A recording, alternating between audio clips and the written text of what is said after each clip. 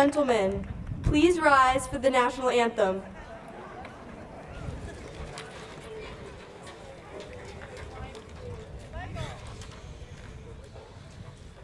Band, arms up. Drum roll, man. 1, 2.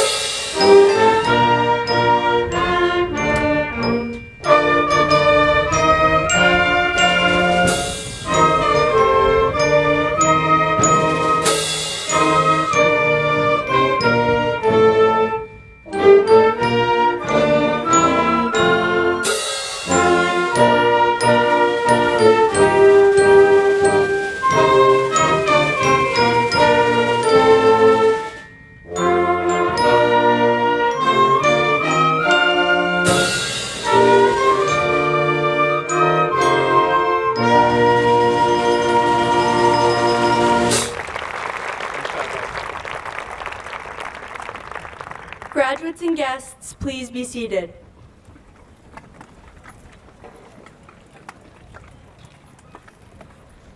Families, friends, esteemed faculty and administrators, and of course, our graduating class of 2019, good afternoon and welcome.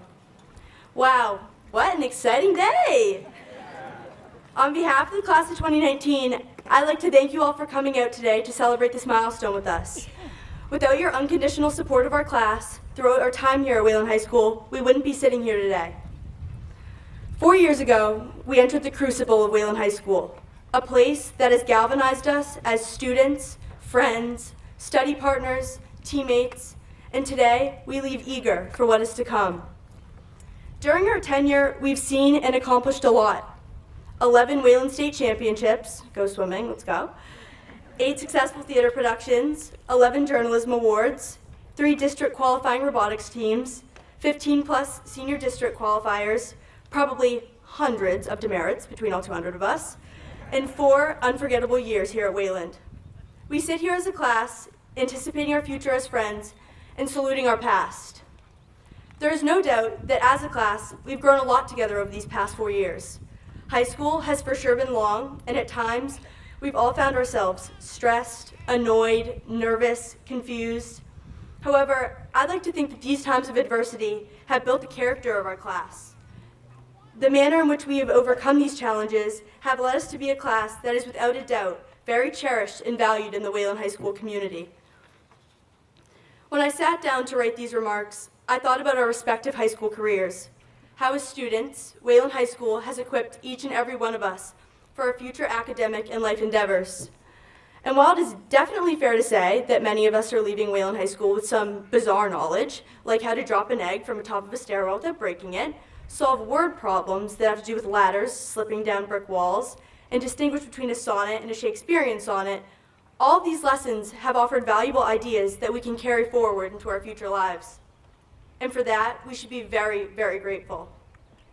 Class of 2019, we're all here today with mixed emotions. Some of us are dying for the ceremony to end, let's be completely honest.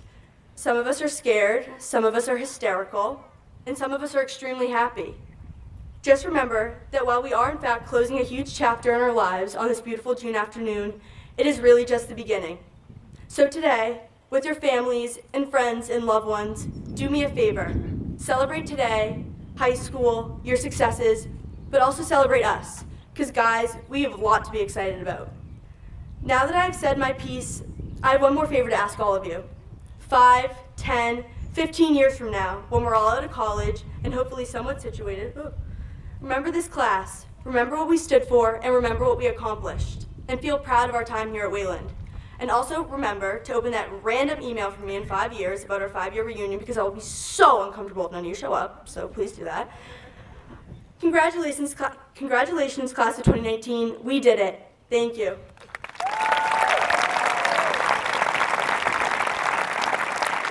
Now please welcome our class of 2019 valedictorian, Matthew Carley.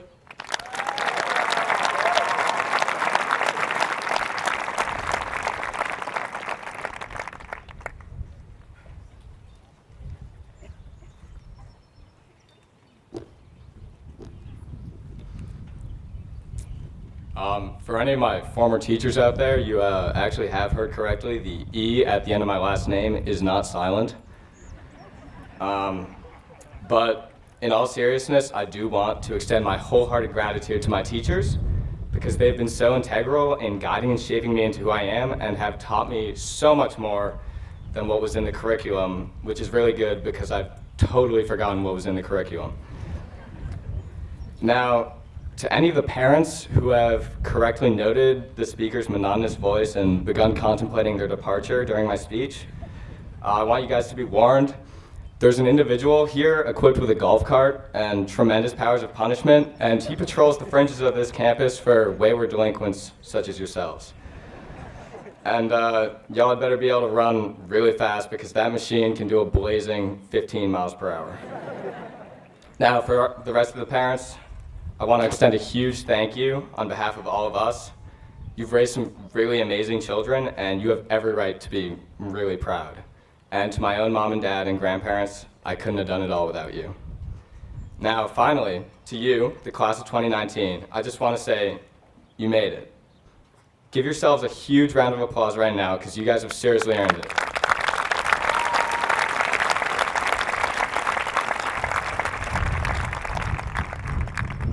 Now, I cannot express enough to you all how much of an incredible honor it is to stand before you today as your valedictorian. Here now, at the end of our academic journey together, I feel I can safely say that anyone would be hard-pressed to find a more intelligent, kind, and cohesive graduating class. We're so cohesive, in fact, that the vast majority of us couldn't even bear to leave our peers in Massachusetts behind moving forward into college. We'll definitely miss the few of you who are leaving the state, all 5 of you. It's especially hard saying goodbye now that we've had so many class bonding events this past week. I was particularly moved by the slideshow at class night, which served as both a reminder of my complete lack of photogenicism as a kid and the amazing experiences we've all shared together as a class. And looking back at all that, I couldn't help but reflect a little on my middle school years and ambitions. Now, there are some things you should know about 7th grade me. For one, I had the single worst haircut of all time. Really, to think that my mom and dad could bear to let me out of the house, let alone look at me and call me their own son, is a testament to their unconditional love. Almost as important to note is that I'm the youngest in my family, with 2 older siblings, themselves Wayland High School graduates, that I positively revered. The reasons why were manifold. They had haircuts that could be looked upon without averting your eyes. That was a big one. But they were also funny and cool and kind and really, really smart. And for a while, I wanted to be just like them, and you could really tell. I picked up the drums after my brother, played soccer just like my sister, and I went to the barber at long last. But after they went to college, our paths separated. I developed different interests and had begun to pursue them. I changed sports, chose different classes, took up new extracurriculars. I was the only Carly child to run competitively, or to cross-country ski, or to continue a deeply regrettable classical piano career. And so all the while, in addition to the general dread of having to suffer through even another second of Bach or Beethoven, there was a nagging worry in me. Some part of me still wanted to cling ever so closely behind them and follow perfectly in their footsteps, even if that meant never being far enough away to leave their shadow. And all of me still very much wanted to achieve as they had and emulate their success. Now, only history will be able to say whether I accomplished that end. But today, I feel as though I can finally set that concern aside because the truth is, I'm proud. I'm proud of what I've accomplished, and dang it, I'm proud of what this class has accomplished. We've been through so much and overcome so many challenges together.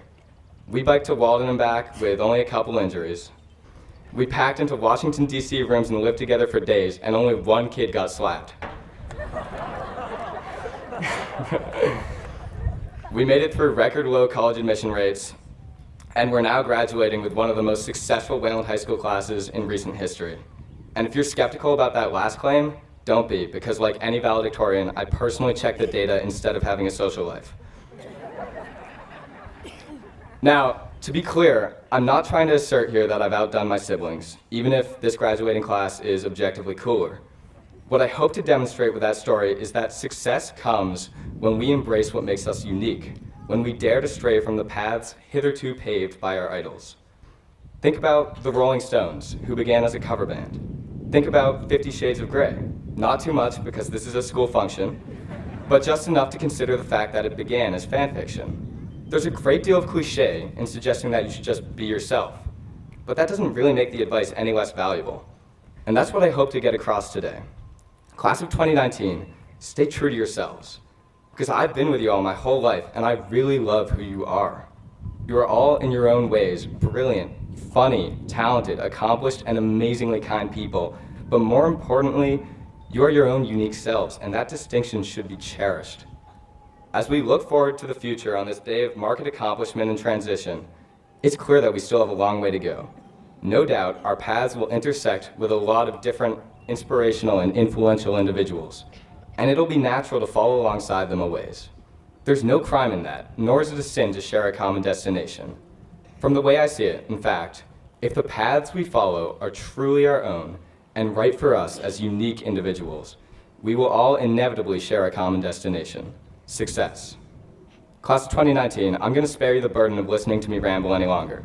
Thank you guys for an amazing ride, and if not for me, give yourselves a big round of applause because you are all incredible.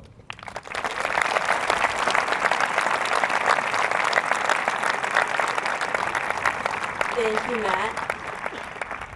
Our next speaker will be Clarissa Briasco-Stewart, this year's co-salutatorian.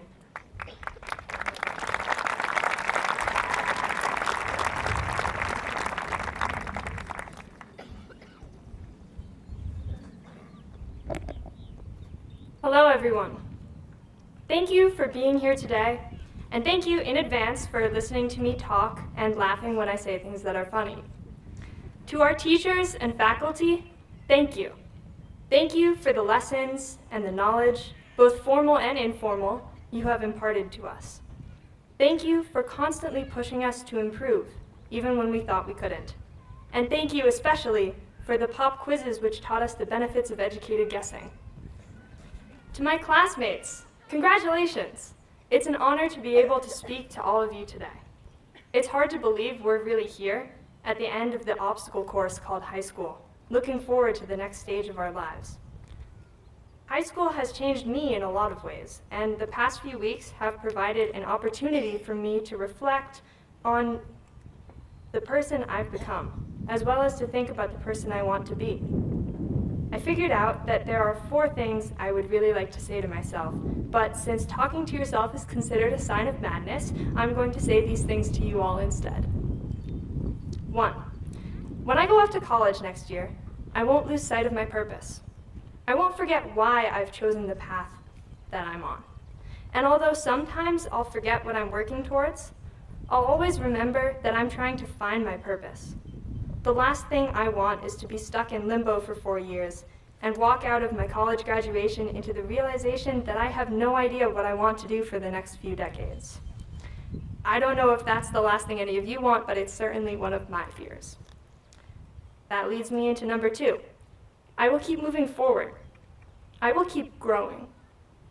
A piece of broken glass that lies on the seafloor for years will eventually be worn into something beautiful. But we're not pieces of glass. We're people.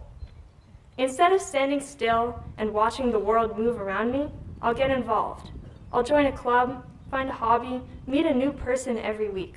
I'll treat each day as an opportunity to reinvent who I am. 3. I won't let other people's criticisms drag me down. My life is my own. If someone is choking up the garden of my personal growth, I'll do some weeding. I don't need that kind of toxicity. Adulthood is hard enough without having to defend my right to be myself. Trust me, I know how hard it is. I've been a legal adult for a week and a half already, and I know it's only going to get worse from here. That being said, I'll have to take life's challenges in stride. So, number 4, I'll be kind. There are a lot of problems in this world, and some of them are harder to see than others. There's no way to tell what someone else is going through. There's also no way to tell how much of an impact I can have on someone's day by doing something as simple as holding a door open, or offering a hand, or giving a tip, or even just smiling. I'll take a chance. I'll do something nice. Worst case scenario, nothing happens. But if my timing is right, there's a chance I'll make a real difference in someone's life. Okay, remember when I said I had 4 things to say? I lied. I have a 5th thing. And this time I'm saying it to all of us. Don't worry, it's a short 5th thing, but I couldn't bring myself to have only 4 things because I take Chinese. And in Chinese, 4 is an unlucky number because it sounds like the word for death. And I really don't want to ruin anyone's day by giving an unlucky speech, so number 5. Whatever we do, wherever we go, whoever we become, we will go out there and be incredible. Yes, there are thousands of other seniors graduating across the U.S. Yes, there are people who have done more than we have, who have reached further, who have achieved higher, and yes, we are not unique in this world. But we won't let that hold us back. None of us would be here if we were the type to give up easily. We will work hard, we will continue to learn, and we will always, always keep going. We are the Wayland High School class of 2019, and our reign has just begun.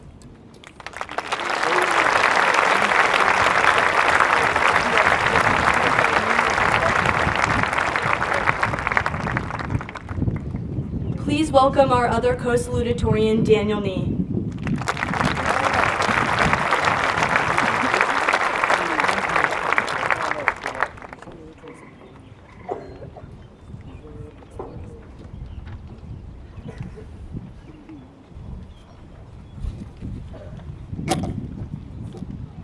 As Rosie said, I am Daniel Nee, and, as my friends would put it, second only to Matt at sucking up to teachers.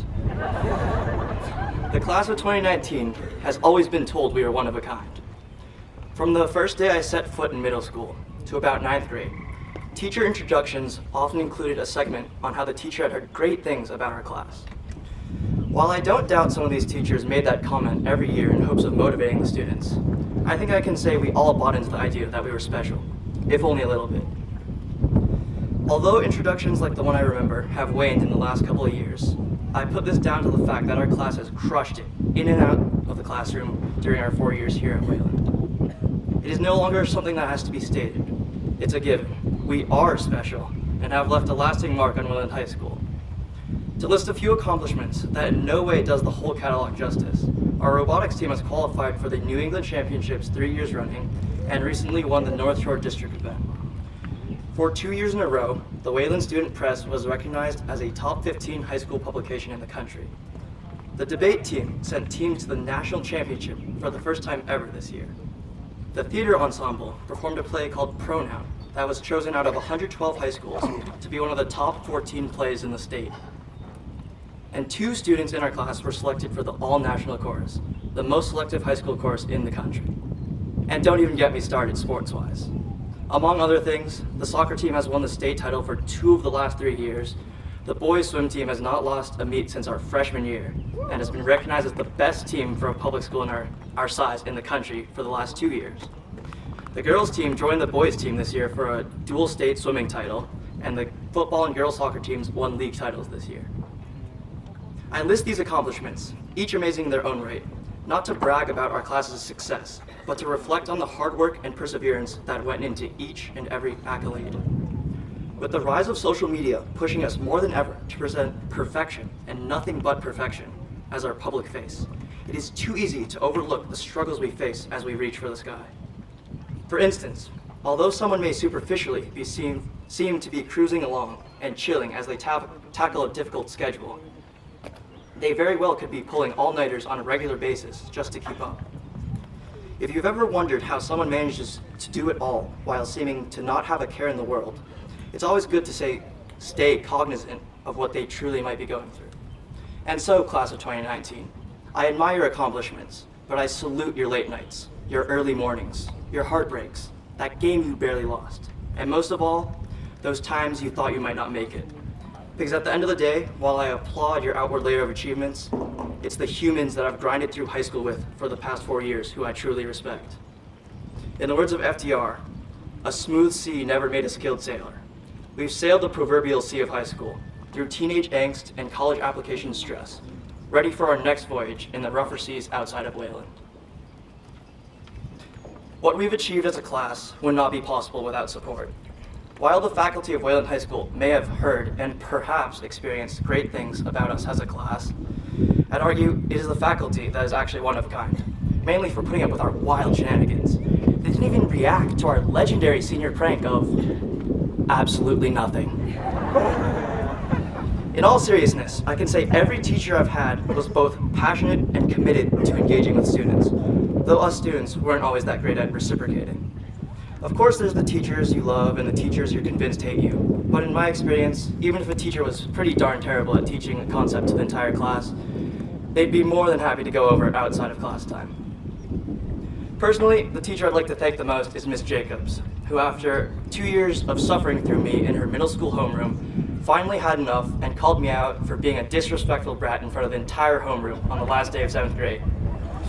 To be fair, not much has changed about me over the last 5 years, but that moment had to happen at some point, and my only complaint about the whole ordeal is that she didn't do it earlier.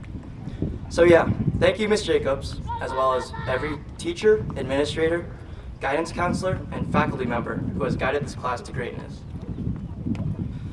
As our time together draws to a close, I'd like to share a quote from John Milton's Paradise Lost, which my English class read this year. Quote, "The mind is its own place, and in itself can make a heaven of hell and a hell of heaven." To me, it was a powerful statement on perspective, the power of perspective. Life is how you choose to perceive it. Make the best out of the worst situation, but more importantly, be aware your mind can sometimes rationalize the best situation as the worst. Class of 19, graduating from Wayland is a unique privilege in itself, and we're prepared to meet the challenges of our generation, whatever they might be. Congratulations and thank you, Class of 2019.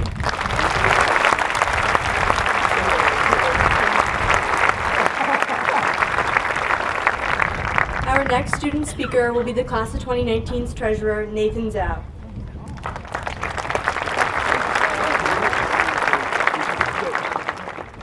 I would first like to thank all the parents, teachers, administrators, staff, and community members who could bring us here. This might be super cliche, but no one does anything significant in this world, including graduating from high school, without tremendous help from others. And as a class, we are eternally grateful for their support, technical, emotional, etc., in both the good times and the bad. Thank you. I was looking through a bunch of deep graduation quotes to somewhat encapsulate the feeling that I and probably many of you have been feeling these past few weeks. It's a really unique feeling, something that most of us have never really felt before. And I think I personally needed the quotes to completely contextualize what it was that we were going through. I scrolled through pages and pages of quotes, and the word legacy kept popping up. Define your legacy. Please think about your legacy because you are writing it every day. A legacy is etched into the minds of others and the stories they share about you. This idea of a legacy is ubiquitous in our culture today. It's so firmly entrenched that it even gets its own section of a biographical entry, speaking sometimes to a legacy, or perhaps more oftentimes to the lack thereof of one. This idea is likewise present in graduation. It's the notion that every class, perhaps every person, must leave a legacy behind when they walk across the stage, grab their diploma, and walk into the unknown future. Whether we're conscious of it or not, this notion of legacy speaks to us every day, from scores of yearbooks lining the media center, to the painted and repainted rock that makes up the foreground of our school, even to the severity of a class's senior prank. I'm sorry, I know Daniel already made this joke, or in this year's case, the lack thereof of one. Yeah. And just like previous generations of WHS students, and perhaps the world as well, we too are obsessed with our legacy. What will we leave behind? What will someone think of when they think of the class of 2019? We want a tangible answer to that, something that we can firmly get behind and say, this is our legacy. This is what I was a part of. And this dire want for a legacy is something that all humans share. Parents, wish for their children to do bigger and better things than they did, to carry on the family name, and perhaps also live vicariously through them. Sorry to disappoint Mom and Dad. They sometimes go to extreme measures for this. Take the recent college admissions scandal, for instance. Billionaires, presently and in history, have donated and donate massive portions of their wealth to those less fortunate than them, just so they can be considered in a good light by the general public, and perhaps have a beefier Wikipedia legacy section. Take a common idiom, for instance. They say you die twice. Once when your heart actually ceases to beat, but a second time when someone says your name for the last time. Yeah, that's deep, but the implication of that idiom is also really, really stark. It implies that we should care when someone says our name for the last time. We should care about the abstract idea of a legacy that somehow is supposed to live long after we're even gone. So what is our legacy? What reason is there for Wayland High, Massachusetts, even the world to remember us after we're gone, after today? Why won't we just be something of the past, the good old days? A place in time that one thinks of when we inevitably hear Old Town Road and Ed Sheeran played on a Best of the 2010s playlist in a few decades. Now, before you call me a narcissist thinking about his own legacy at the wise age of 17, I believe that legacy is not as important as it's made out to be. In fact, I'd argue that many of us, myself included, have been chasing this idea of a legacy all throughout high school. When we entered the high school as freshmen, we were asked to get involved, to do something with the resources that Wayland had to offer, and that we're quite privileged to have. And upon leaving, the implicit question is, what did I do with those resources? What did I contribute? How will I be remembered? Or for some, what college did I get into? Yet I'm here to tell you that the answers to those questions do not matter. It doesn't matter whether you'll be the person idolized by the school community for decades to come, or if you're the person that everyone forgets about tomorrow. It simply does not matter. Because class of 2019, as much as graduation gives us an opportunity to reflect, it also does something that the great American philosopher Lil Pump said is the most valuable opportunity of our lives: starting over. Next year, whether it's college, a gap year, the military, or whatever, we'll be in a new environment that allows us to redefine ourselves. A fresh, clean start. And that, to say the least, will be refreshing. And in that sense, what we leave behind, in a practical sense, matters very little in the long run. Ralph Ellison once said, "Perhaps to lose a sense of where you are implies the danger of losing a sense of who you are." And as many of us who are leaving what we have called home forever, we might feel like we're losing a part of ourselves, that we don't have a legacy in place to be able to fully cherish our high school memories. But as a class, we do have a legacy, just not one in the traditional sense. Our legacy is of our experiences as a class and of a people. Not the perfectly choreographed school events like prom or semi, even graduation today. No, the imperfect moments. The fun moments. The first F you got on the test and the ones after that. The educational field trips you went on as a class in senior year. The state championships. The late night conversations. Chasing and getting chased down the roads of Wayland during senior assassin. The parties. The not so early mornings when Mr. Nacito tells you you're late for class. The hours spent in the lecture hall as a result of those tardances. All these things made our high school experience what it was, and that is our legacy. That is what we'll take away from our time in this town. And if all that boils down to in 10, 20, even 60 or 70 years later is a snippet of memories that lies in the deepest part of our brains, that's okay. That will be our legacy, and we won't lose that sense of self that Ellison thought to be so vital to the human spirit. So let's take these last few days we have together as a class to live a little, to create that legacy of experience, because we deserve it. We have earned it. Congratulations to the class of 2019, and best of luck to each and every one of you. I know this class will be great days, whether they include the legacy or not. Thank you.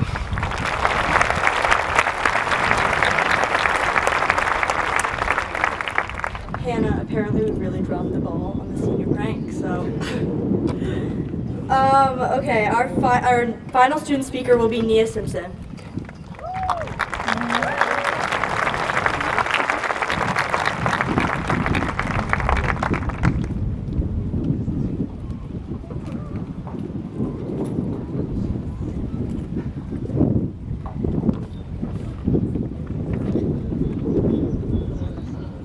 Okay. Hello, families, friends, faculty, and graduates. My name is Nia Simpson. I've been in the MECO program since first grade. Starting off at Happy Hollow was a little nerve-wracking. I was used to being in Boston and being around people of my own ethnicity. I remember the first day of school like it was yesterday. I got off the bus and was amazed to see Happy Hollow. I was walking to my first grade class where I stood there not knowing what to do or what to say. Then my teacher, Miss White, brought me over to two girls who were cheerful and giggly. Those two girls were Katora Warner and Rose Kiefer. At first, I didn't know what to say to them because I wasn't that talkative when I was younger. Katora and Rosie taught me to speak up and have fun at any moment of the day. After a while, I got used to everyone and got comfortable. The first guy I ever met and became close with, and I'll always remember, is Devin Wong. Devin Wong was the funniest kid I ever knew. On field trips, our mothers would talk while me and Devin would run around with his little brother. Devin may not know this, but he has taught me to smile and move on in any situation. Going on field trips from 1st to 8th grade, I created all sorts of bonds with different kids. 5th grade is where my friendships started to grow. Meeting the Clayton Hill kids at the 5th grade bash was an amazing experience to me. They were a little hyper, but also caring. That's where my friendship with Brooks Jones, Michael German, Brian Carmichael, Michael Lampert, Willie Roberts, and Seth Falbert began. I'm so thankful for meeting these 6 guys. They are a bunch of goofballs, but at the end of the day, I know that if I'm ever in a mix-up, they'll always have my back. Entering high school was a great experience. Some friendships ended, but I also created new ones that will last forever. I'm so thankful for the group of girls that helped me end my senior year in a bang. I love how we have grown into the beautiful young ladies we are today. But there is still one person that I will always consider my brother, and that is Xander Livingston. Xander has taught me to stay calm and not to stress in any situation, but instead to work through it and move on. Even though Xander and I fight sometimes, we will always be in each other's life no matter what problems we have. As everyone may know, I'm the type of person to go out and create friendships with anyone, no matter who they are. When I came in 9th grade, I didn't just hang out with students in my grade, but I branched out and talked to sophomores, juniors, and even seniors. Some of the kids in my grade were shocked that I just walked up to everyone and created friendships, but I never saw a problem with it. There was a time in junior year when my grandfather passed away. When I got back to school the next week, I didn't really know how to function. I had friends that were like family, helped and guided me through that tough week. This made me realize that no one at Wayland High School has friendship groups, but instead we have our own little families. That's what I love about this school. We all come together and create bonds that will never break. During my time at Wayland High School, I have learned to love, to be myself, and to never lose my confidence. I discovered that people must come together as one in order to meet their goals. I will always remember the support I have from my peers and teachers. I love how this school has embraced the MECO program. There are so many Wayland residents that treat us like their own family. If we have to stay in Wayland, they're quick to offer their houses. This MECO program has taught me that we're not just a program, that we're a family. We might disagree and argue sometimes, but we still come together and learn from each other. Not only have the students assisted us, but the faculty have well. I'd really like to thank the faculty that supported me through everything. You have helped me grow and succeed in life. I'd also like to thank Ms. Reed Wallace for always having us and always fighting for us. I can speak for everyone and say that we will miss you and love you for everything you have done for this town and for this program. I'd really like to thank the families that have treated me like their own. I'd like to thank the Tisellis, the Peters, the Novas, the Mays, and the Belickis, and especially the Germans. I know people know that I have a close bond with Rachel Haynes because she's like another mother to me. She accepts me for me and treats me like her own child. Also, thank you, Michael and David, for being two brothers that I love. Even though at times we bicker, I know that you guys accept me as part of the family. I'd also like to thank my own family for always being there no matter what. I love my parents for pushing me to do my best and no matter what, and helping me not give up. They were there to help me keep motivated. Also, thank you to my brother, cousins, grandparents for also supporting me. Again, thank you Wayland High School for always supporting the MECO kids in everything we do. Thank you for the great education, amazing memories, and I will miss this place and the kids in it. Thank you.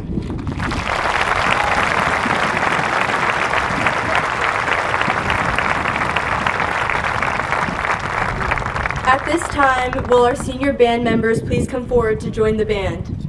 The musical selection you are about to hear was made possible by a grant from the Wayland Public Schools Foundation and was composed specifically for the Wayland High School Class of 2019 graduation ceremony. Scattering Leaves by the Clock Tower by Roger Chishi was inspired by what the composer saw on a fall day visiting Wayland High School. Like leaves on a tree that grow and will eventually fly away, so do students when they complete their schooling in Wayland and graduate. The chimes you will hear represent the concept that time marches on and pay homage to our very own clock tower. Enjoy.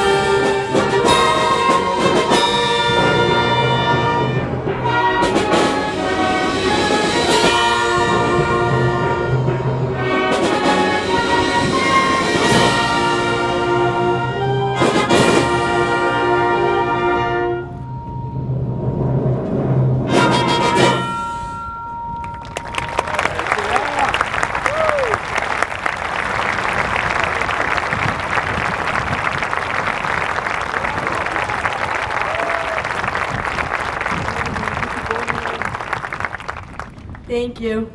I'm pleased to invite Ellen Greco from the Wayland School Committee to the podium. Thank you. Good afternoon, class of 2019, faculty, staff, parents, families, and friends. Speaking on behalf of the school committee, I am delighted to have a chance to congratulate you, such a wonderful group of young people, on your success at Wayland High School and on your many, many accomplishments. You should be so proud and happy and excited. Your abilities are undoubted. Your discipline is impressive. And I know that each of you will contribute greatly to the future of our country and our world. I wish you could see yourselves through my eyes today. I have known many of you and your families for years. I can feel the energy rolling off of you. I can see confidence, hope, and intellect that has made you such an asset to our schools over the past 12 years. I know that you're itching to step outside the box and start living your own lives to the fullest. But how and when? And without the box, how will I know if I get it right? Let's reflect on 15 men and women who have lived and still live outside the box. Eleanor Roosevelt, Warren Buffett, Gandhi, Abraham Lincoln, Mother Teresa, Muhammad Ali, Albert Einstein, Winston Churchill, Martin Luther King, Anne Frank, Scott Hamilton, Jesus of Nazareth, Ricky Martin, Ronald Reagan, and Michelle Obama. Curiously, when I searched the internet for quotes to start working on this speech, these luminous human beings, each one a leader from a different time, place, belief, and endeavor, all spoke to a common belief. King put it most succinctly: life's most urgent question is, what are you doing for others? I'm old, and I know what I've given to others. Like most people in my generation, I've given some, but not enough. I've been effective, but not often inspiring. But you are young, a new generation. You have an ability to shape this task, to inspire yourselves and each other. I urge you to consider the wisdom shared by each of these leaders. I urge you to put yourself out there, beyond your zone of comfort, in both thought and in deed. Give, as Mother Teresa did. Don't just give money, but reach out your hand instead. Your place in history means you most likely have a difficult task before you, but also it's a task that, if done well, can define humanity in a better way. Yours is a time for inspiration leading effectiveness, and for giving more than enough. Today, there is a looming collision among several cornerstones of our reality: technology and morality, privacy and communication, AI and climate change. The need to handle these fundamental choices conscientiously, quickly, and generously is unprecedented. This imperative makes it critical that each individual in your generation, each of you, think for yourselves as individuals and at the same time reach up to your best and your biggest heart. This moment, your moment, is asking that you do your part to envision and then to develop one world that can move together generously, but that does not have to move with one belief or one way of thinking. I agree with the leaders I named that the key is giving and the depth of empathy that comes from giving. Each one of you can likely think of a teacher or a staff member here in Wayland who went out of his or her way, who put aside his or her own priorities to help you achieve something important to you. Actually, you can probably think of several. Each of you likely can think of a day when you set aside your own goals and ambitions and instead worked for the good of someone else. Maybe you spent your study time trying to figure out how to help someone else understand the chem homework. Maybe you gave up your chance to win so that your teammate could get in the game. Maybe you lent your favorite outfit to someone to feel gorgeous in a special moment. Maybe you decided to sit and listen to someone whose belief you do not and thought you could not share. Or maybe you spoke out for someone who was misunderstood by your friends. Hold that day, hold that teacher in your heart. Use how you felt in that moment, together with all your talents and accomplishments, to inspire you to do the same thing, over and over, throughout your life.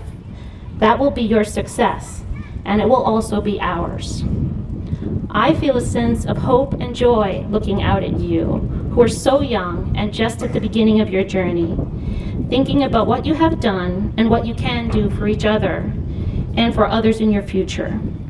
We on the school committee would like to thank you, class of 2019, for nourishing your instincts to think and act independently, generously, and creatively. We congratulate you. We are so proud of you and of all your achievements in academics, music, fine arts, athletics, cultural diversity, and technology. And we are proud of and hopeful for the men and women you have become. You make the future bright and full of promise for all of us. Thank you.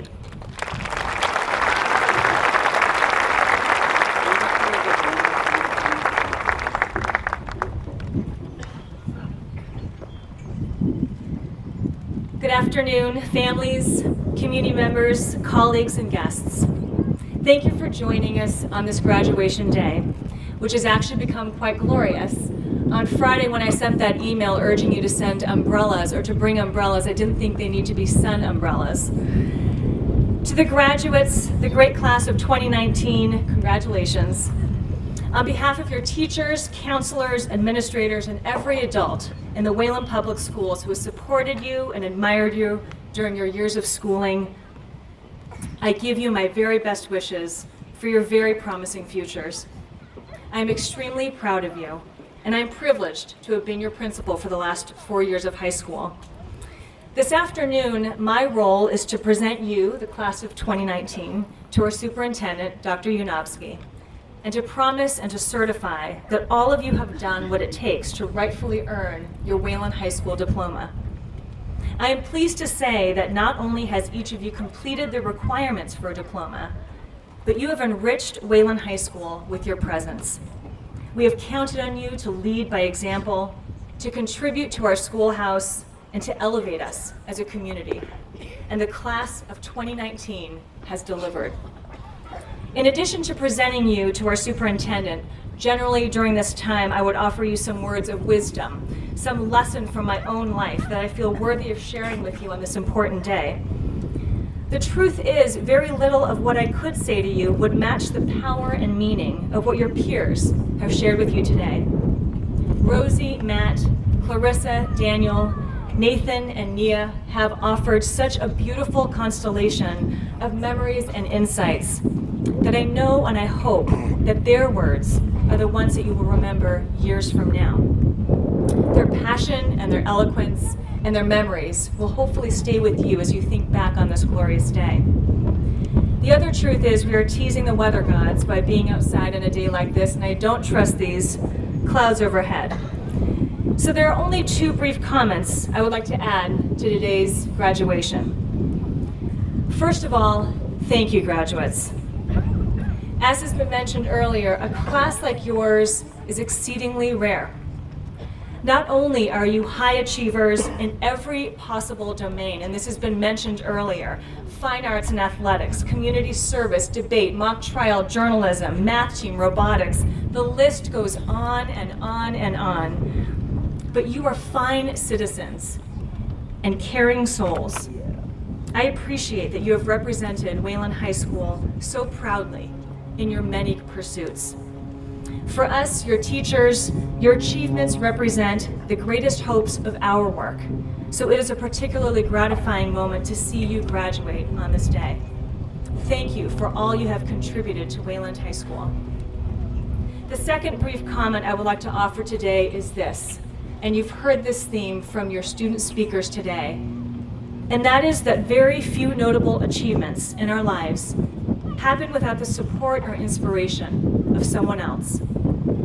As you revel in the beauty and joy of this day, remember the people in your life who helped you get here, the people who gave you encouragement and strength, who offered you opportunity, who had to shake you awake with a hard lesson, who saw possibility in you.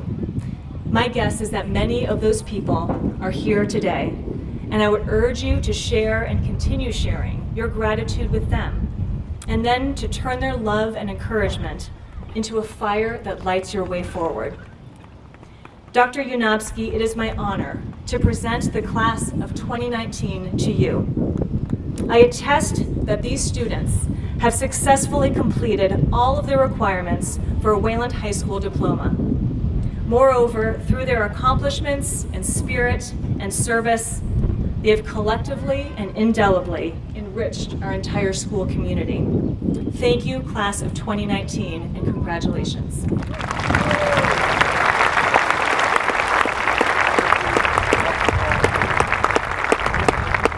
Good afternoon.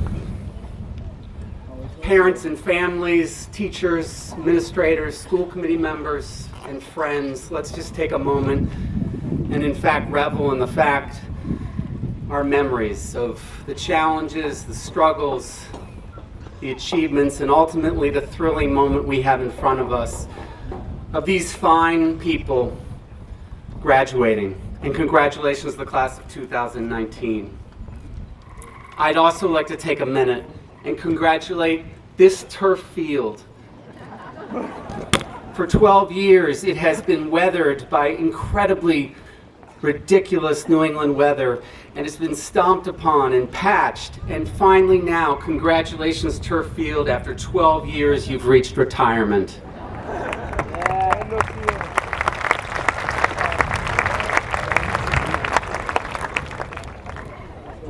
I want to talk to the graduates today about a myth they've been sold about becoming adults, because they are becoming adults in some ways today.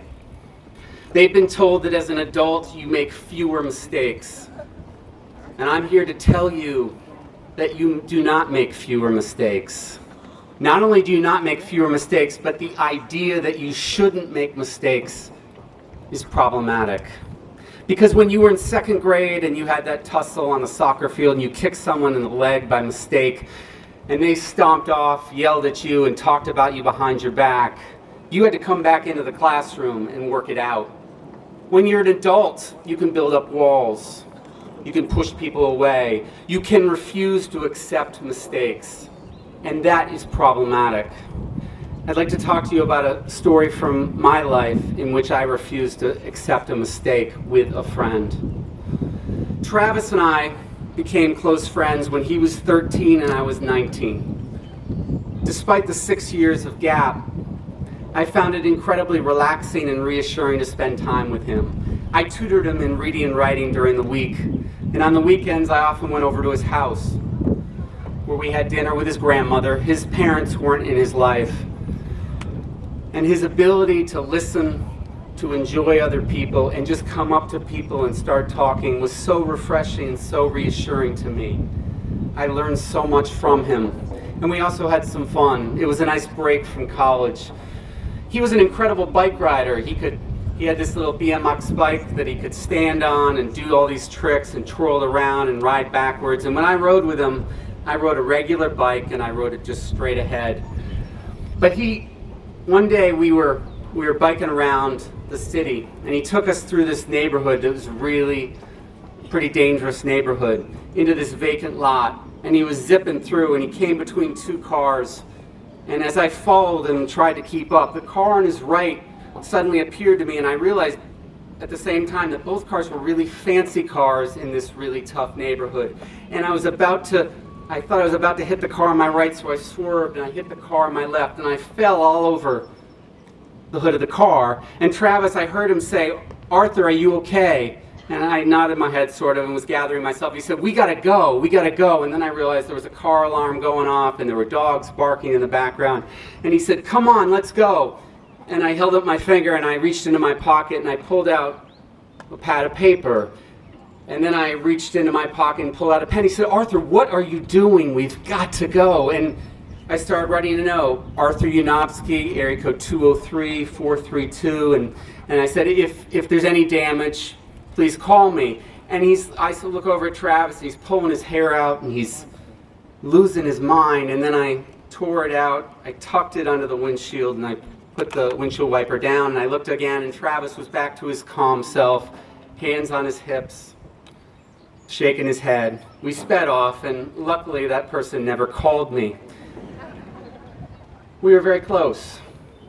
When he went off to high school, and I graduated from college, our relationship became a little more complicated. He got into a prep school and he wanted to go, but they covered most of his tuition, but there was a gap. And his grandmother and him came to me and said, "Arthur, can you help us with the rest of the tuition?" I had some savings, and I talked to my parents, and we figured it out.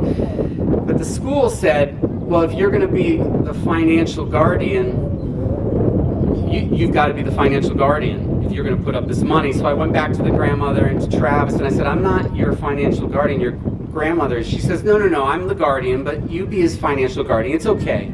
So I said, "Okay." Well, Travis went to prep school, and he struggled. It was a very different kind of students there. He hadn't experienced. Teachers were very different than he was used to. He got into some conflicts, and they treated me like the guardian. They called me from the school.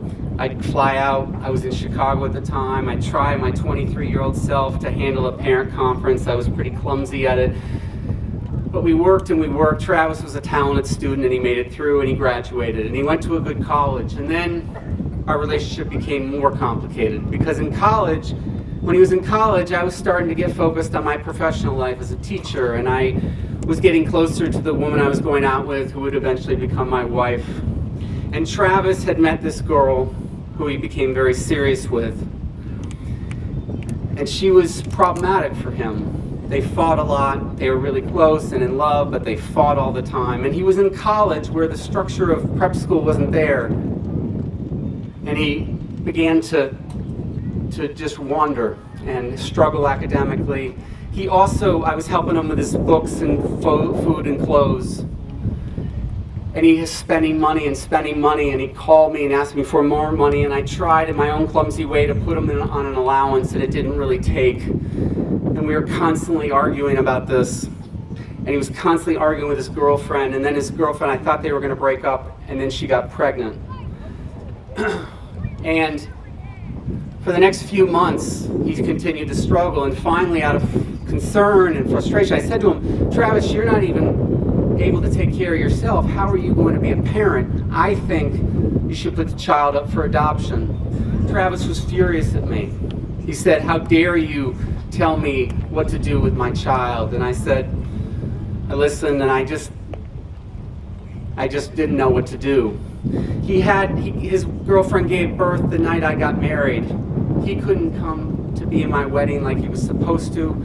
I couldn't come to help him with his newborn child like I was supposed to. We were frustrated at each other. As petty as that sounds, we continued to squabble. And after the child was born, he became more financially sort of desperate. He got involved in some schemes that I was totally uncomfortable with, continued to ask me for money. Finally, one night, I lost my composure. And I said, "Travis, don't call me if you're going to ask me for money." And one thing I've learned is be careful when you make an ultimatum, because with a friendship that might come true, because Travis didn't call me. Days passed, and I was mad. I said he was just using me for my money. He didn't care about our friendship. And then weeks passed, and months passed, and I began to feel really guilty. I began to realize that I had taken something that was unconditional, and I had made it conditional. I felt guilty. I could not, though, accept the mistake I had made. I could not reach out. I felt like I shouldn't be making those kinds of mistakes, and I pushed him away. Months passed and years passed.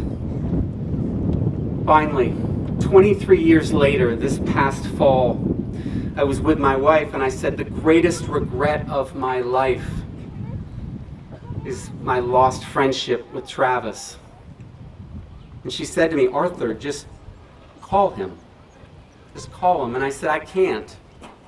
I'm too ashamed." But what happened was, a couple months later, Travis reached out to me. We began talking, and I realized I better throw myself back in here. I better accept those mistakes. So we connected. He lives in Indonesia most of the year, but he's back here a couple months a year. And we're gonna get together sometime soon. But it was such a pleasure to hear that calm curiosity and reconnect with him.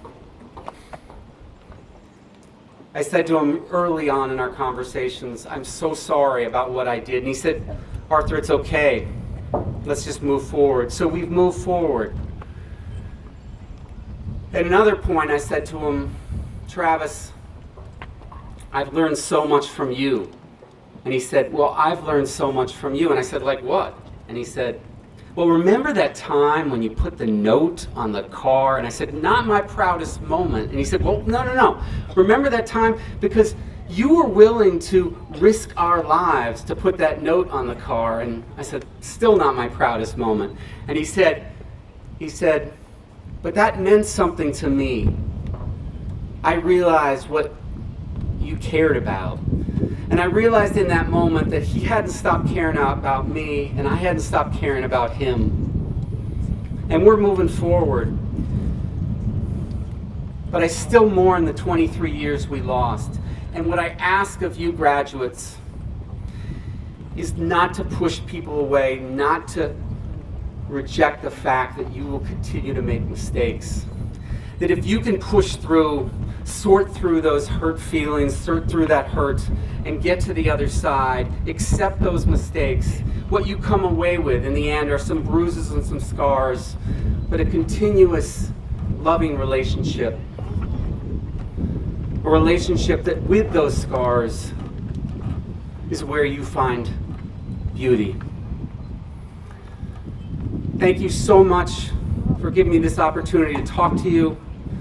Congratulations on your graduation. We are extremely proud of you. Thank you very much.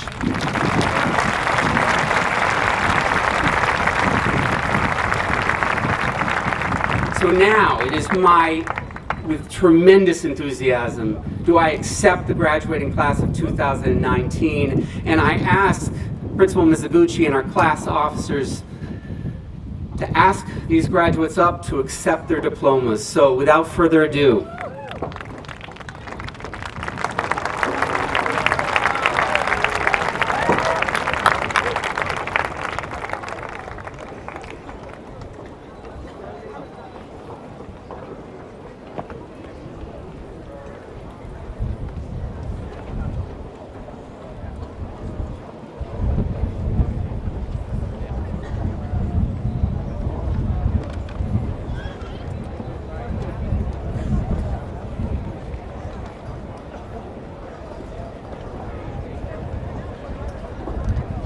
Lindsay Jessica Adelman.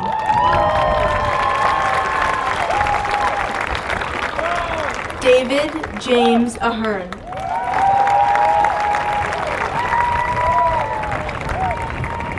Chase Adala.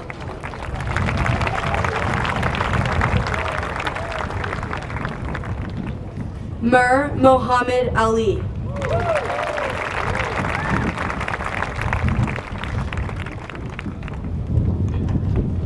Inez Claro Alprendre.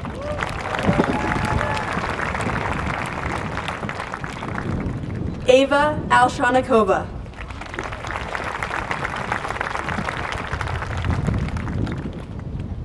Nathaniel Anger Ames.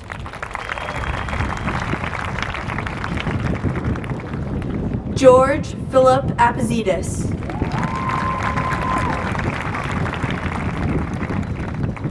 Amanda Parker Armstrong.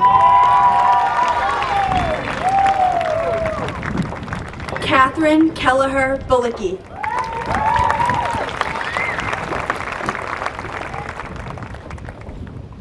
William Oliver Barton.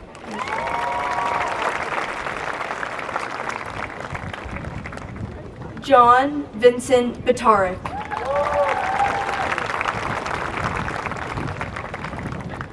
Brandon James Batt.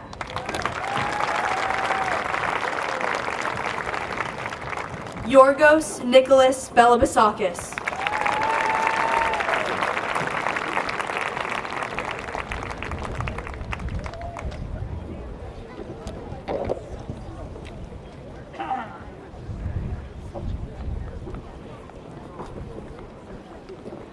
John Christopher Bastavros.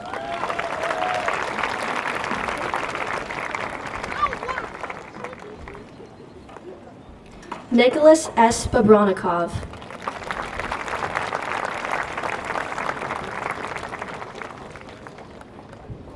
Alexandra Paris Bachner.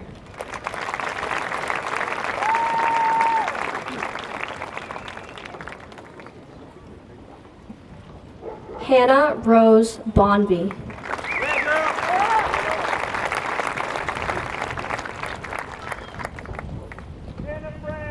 Andrew Seth Briasco Stewart.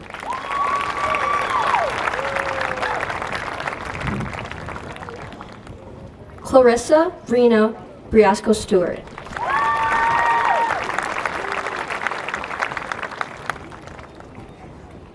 Amelia Hannah Holland Brodney.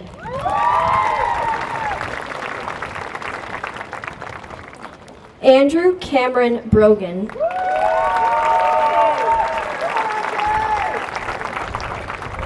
Alexandra Lee Calder.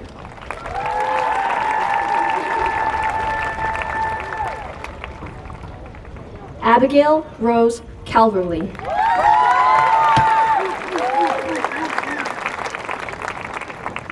Lauren Elizabeth Campbell.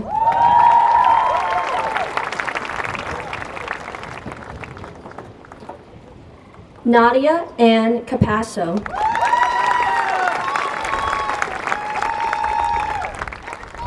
Brian Phillips Carmichael.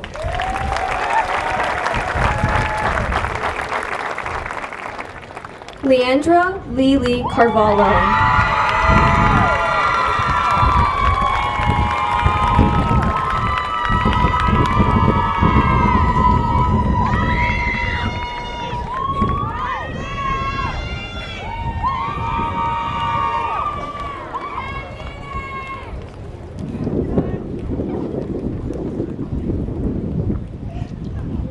Renee Alyssa Case.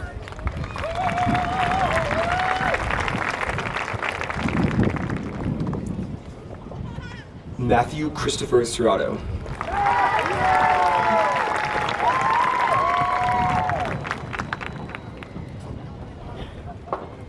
Eileen Sim Yu Chow.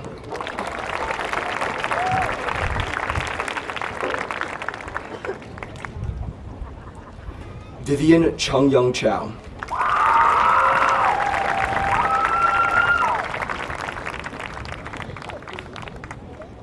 Rafael Villani Chavez.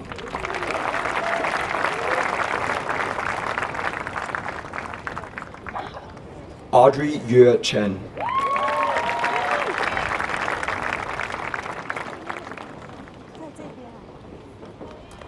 Kelly Chen.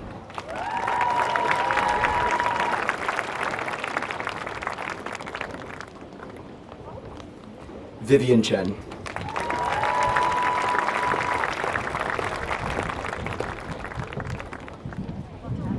Conrad Ethan Chu.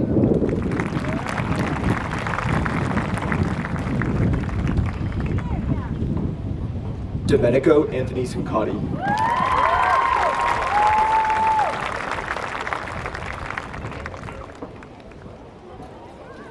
Annie Victoria Clark.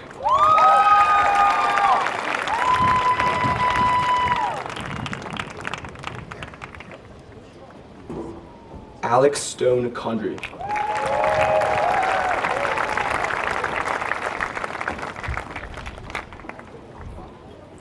John Paul Crowley.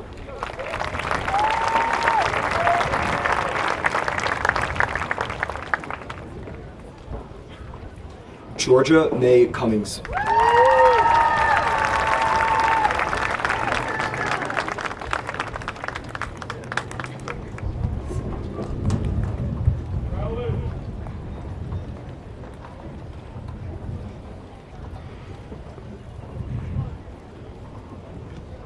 Andrew William D'Amico.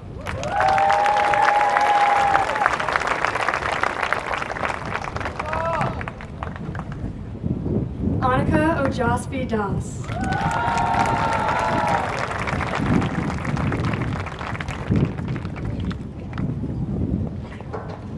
Julia Rose de los Reyes.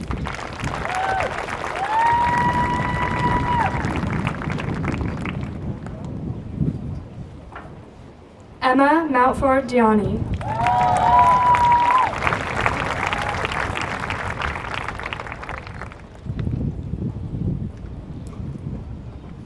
Jared Lawrence Dines.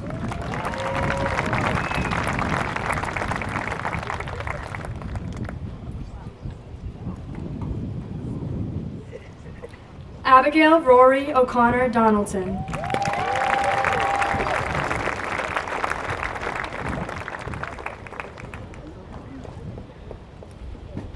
Michael Roman Dremov.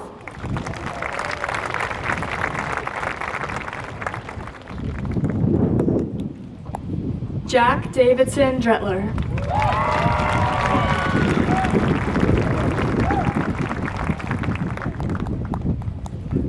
Jack Sweeney Dussault.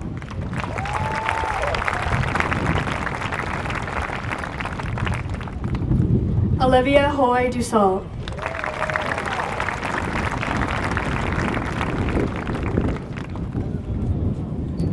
Nicole Stephanie Ardikian.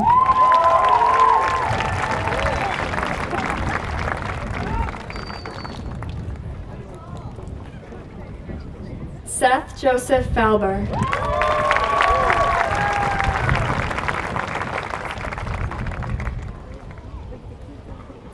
Gabriella Marie Farnioli.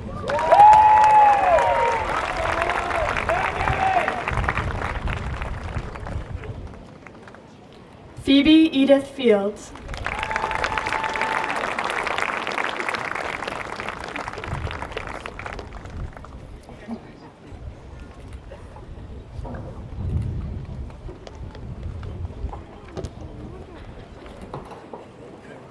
Jackson Daniel Flagg.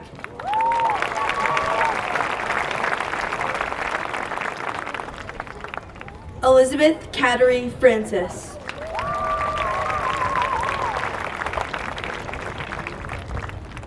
Karma Lorraine Freeman.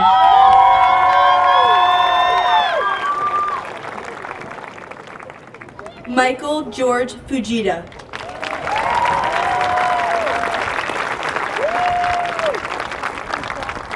Gage Cameron Fuller.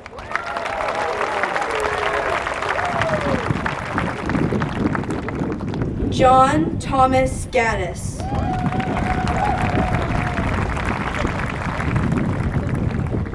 Michael Vilas German.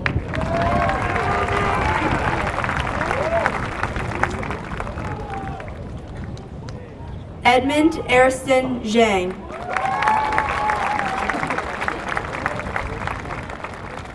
Allison Ann Golden.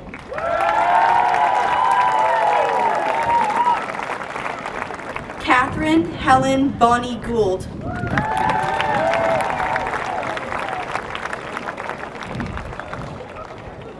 Eric Ian Sue Green.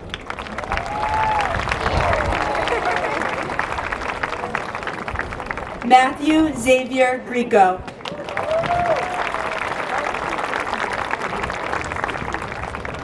Emily Marie Hanania.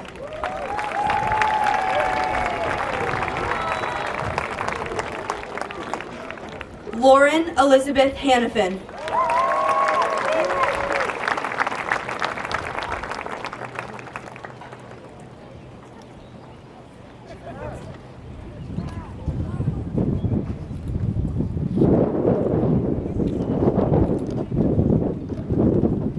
Olivia June Harvey.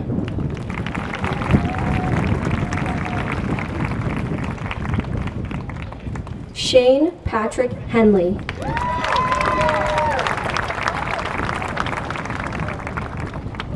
David Robert Hill.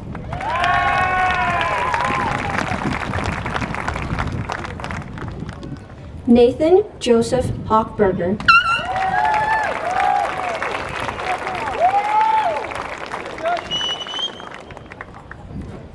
Talia Papia Shaola Hoops.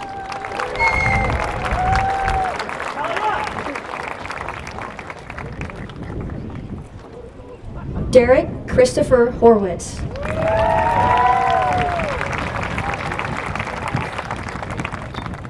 Jacob Christopher Horwitz.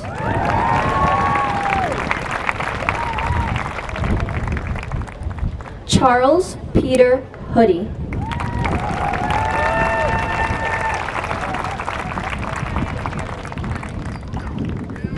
Clara Ann Herney.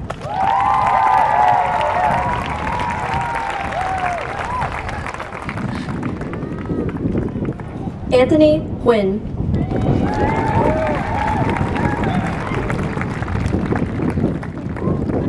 Siddhanth Iyer.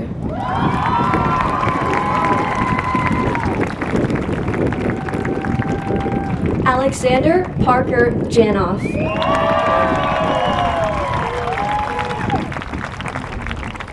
Ben Matthew Park Johnson.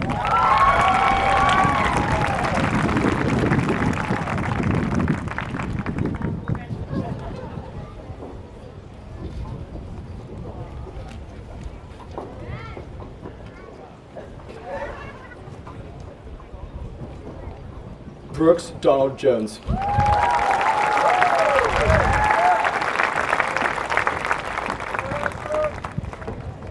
Tucker McMillan Jones.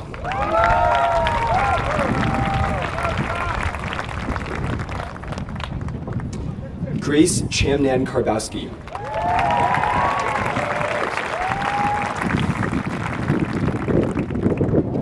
Jack Chamnab Karbowski.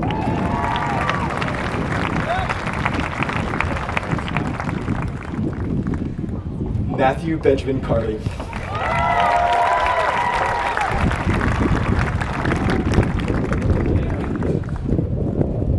John Thomas Kennedy.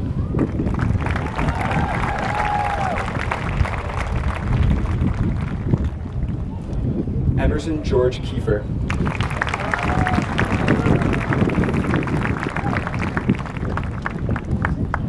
Christian Lawrence Cunin.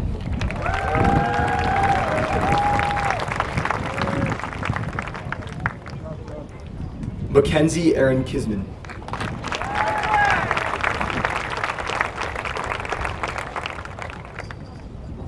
Shane Thomas Korzanowski.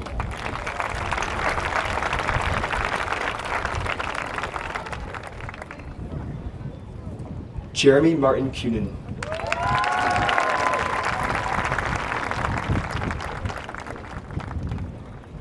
Amanda Seidman Kurtz.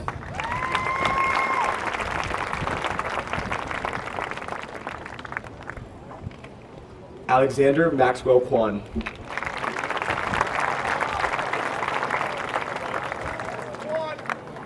Sarah Taylor Kwan.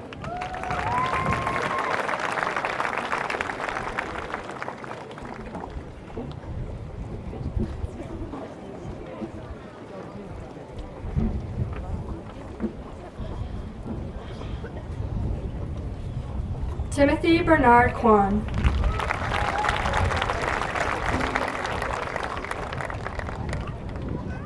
Nathan James L'Esperance.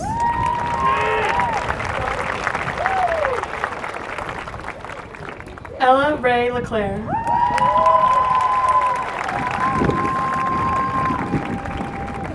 Michael Palmer Lambert.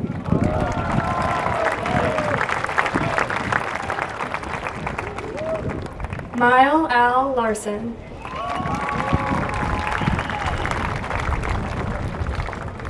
Charles Peter Last.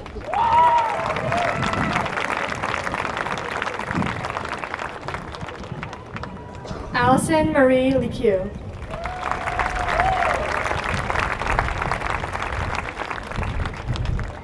Spencer Lee.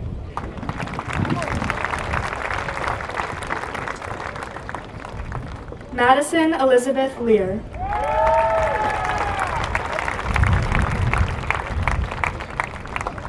Samuel Benjamin Levin.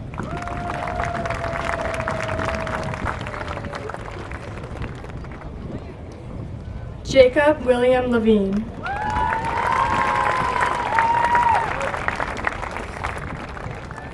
Solveig Mia Leuenberg.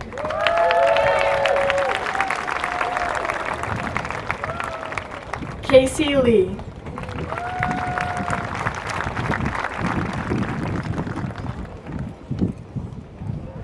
Kiefer Lee.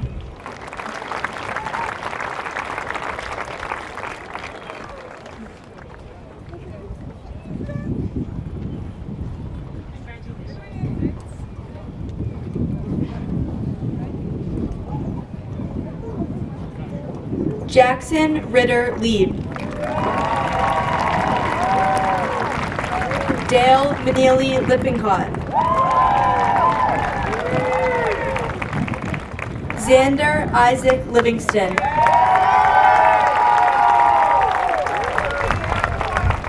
Jonathan William Lopriori. Yuding Ma.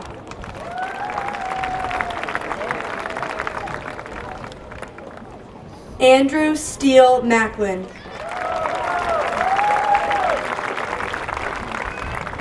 Pearl Isabella Madnick. Nicole Rosie Magnuson Murray.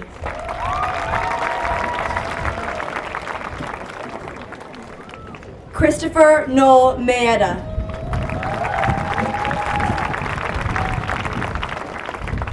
Catherine Rebecca Maeda.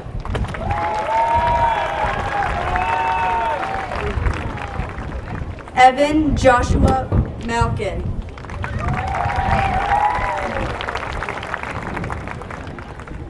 Rasha Bursley Martinez.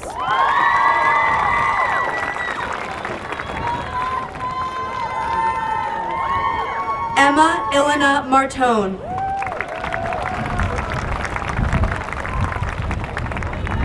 Christina Jane Matta.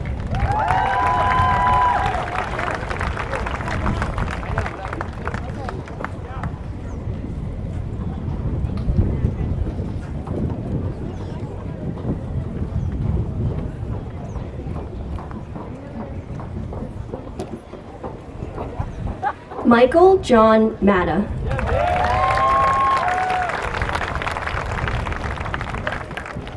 Michael Chandra Moorer.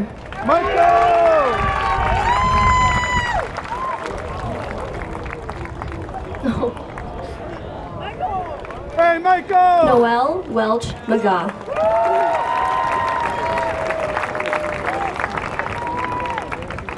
Eric James McGonigal.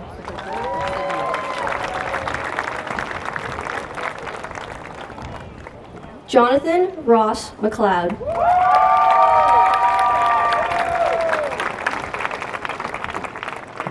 Michelle May. Hey, Michael! Abigail Elizabeth Mitty.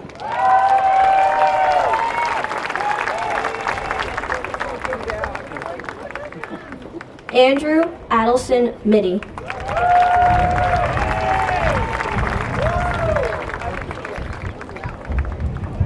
Siobhan Irene Maloney.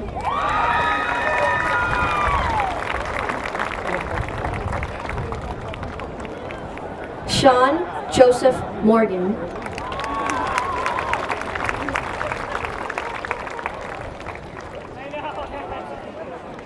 Daniel Yi Ni.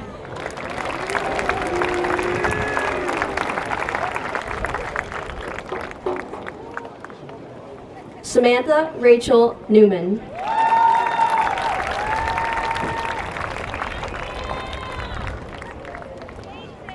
Corinne Chow Newmeyer.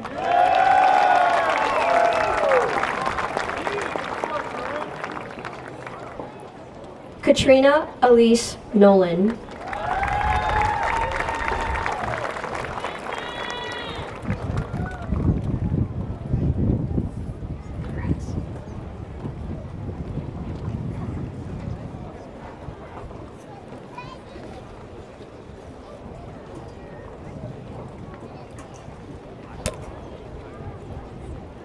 Ryan Joseph Nolan.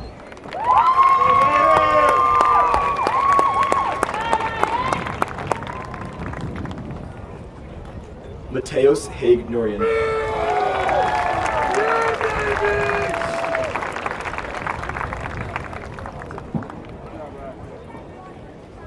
Ashley Monique Nova.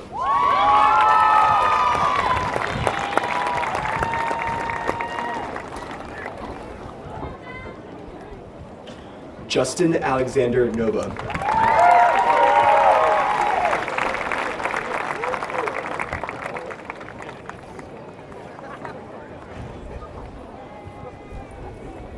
Abigail Justice O'Shaughnessy.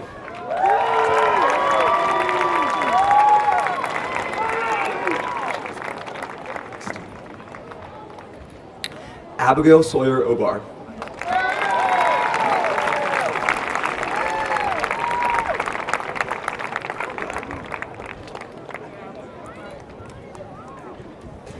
Julia Elizabeth Nuss.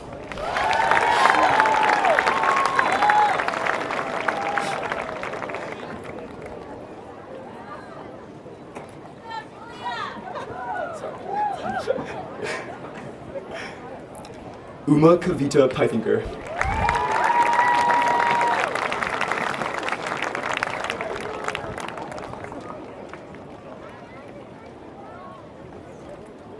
John Kellogg Paw.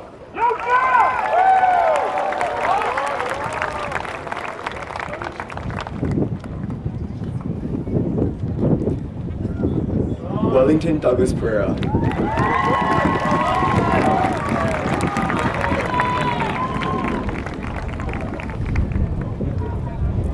Devin Alexa Perryman.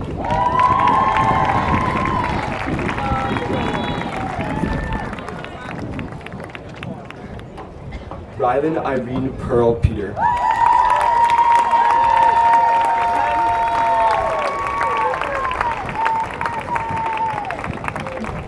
Samuel Lucas Poole.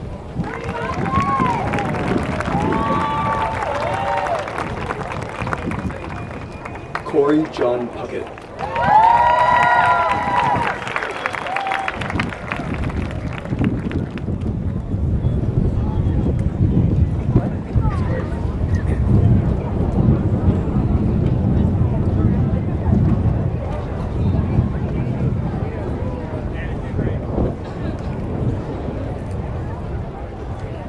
Sohail Mohammed Kadir.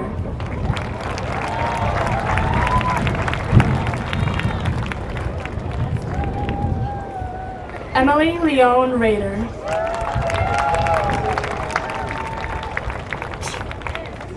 Michael James Zitu Reese. Annika Jordan Reichelt.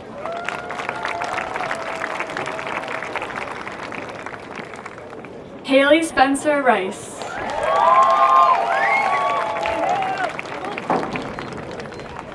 Tori Octavia Robertson.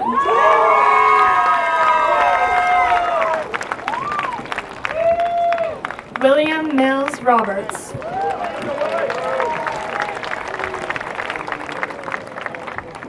Lindsay Catherine Robison.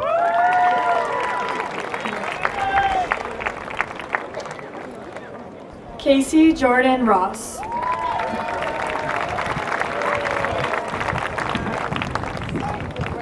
Jacob Howard Sachs.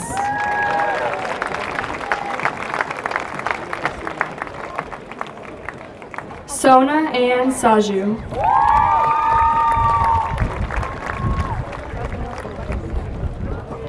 Andrew Emil Saya.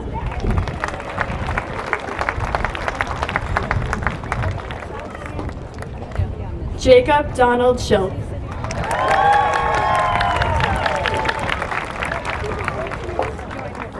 Sophia Tempesta Schroeder.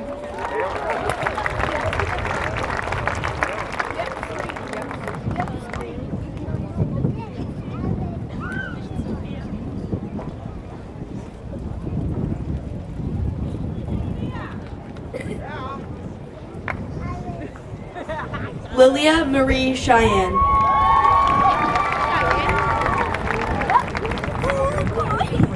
Nia Simone Simpson.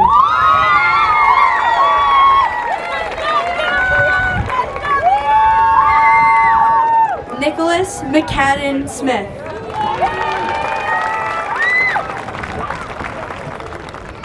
Henry Field Stafford.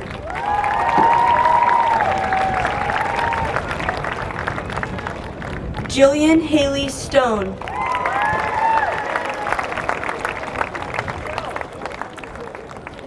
Jaden Alexander Sun.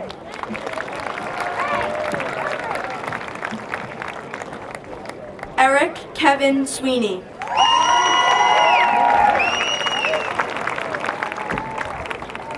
Fariha Sayeda.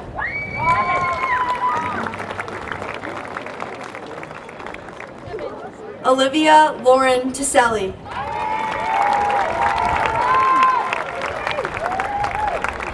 Lily Frances Tardif.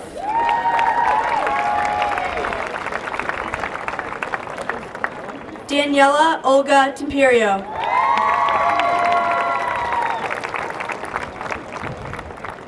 Dean George Tobia.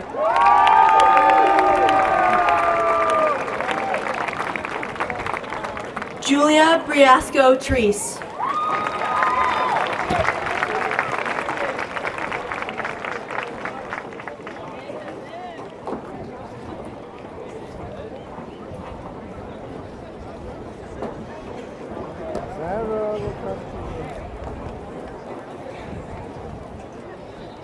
Evan James Troost.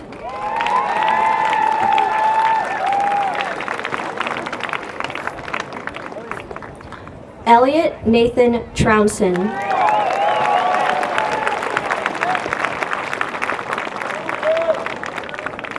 Yana Trubetskaya.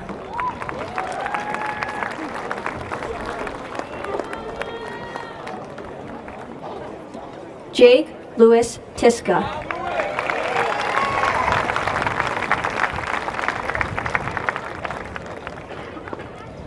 Eden Genevieve Vanslet.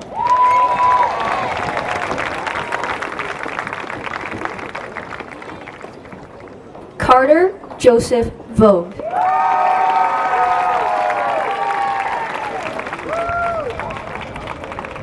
Megan Elizabeth Walsh.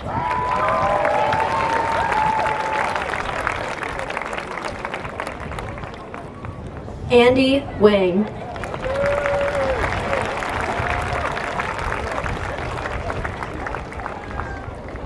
Andrew John Ward.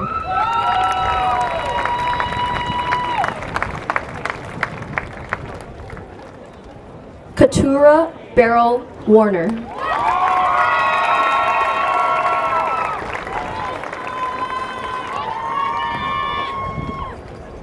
Hero Orion Way. Jake. Tiska. Benjamin Robert Welcher.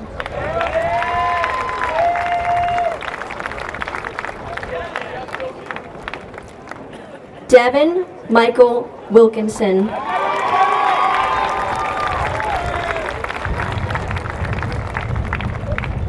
Devin Sullivan Wong.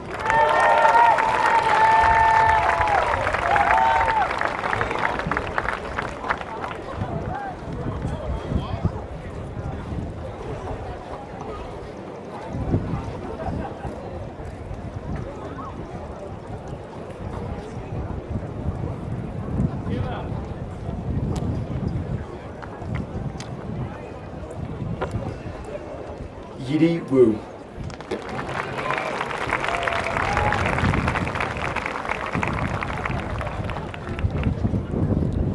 Mei Danielle Zhang.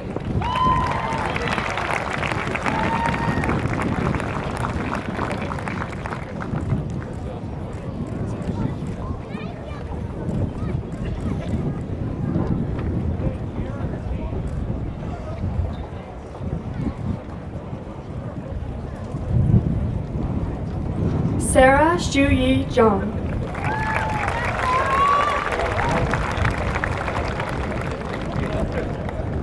Shuyu Shirley Zhang.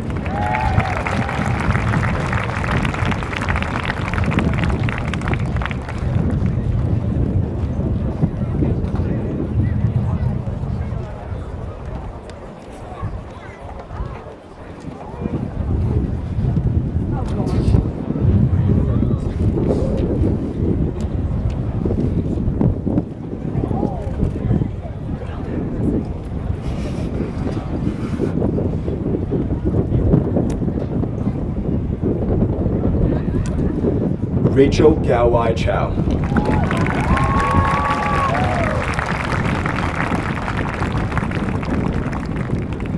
Rose McManus Kiefer.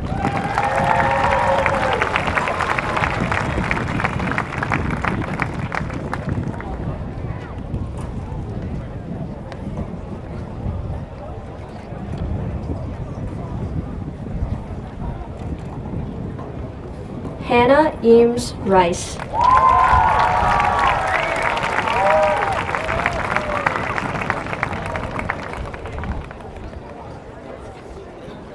Nathan Winchung Zhao.